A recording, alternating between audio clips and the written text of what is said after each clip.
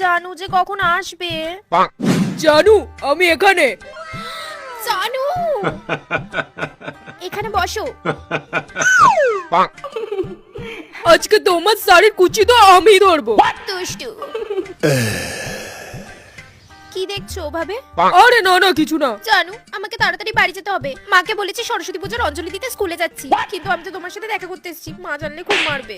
আরে ওইসব মায়ের কথা বাদ দাও, এখন শুধু তুমি আর আমি। ধ্যাৎ।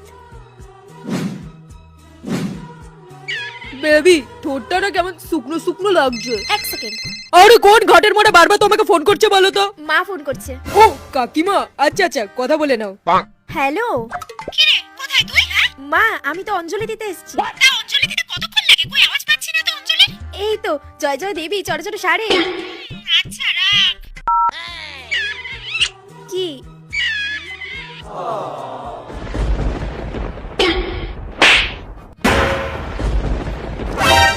अरे मुझे चक्कर आने लग गया अब। কি রে বড় হচ্ছিল? হ্যাঁ আমি ঘটের মোড়া, তুই ঘটের মোড়া।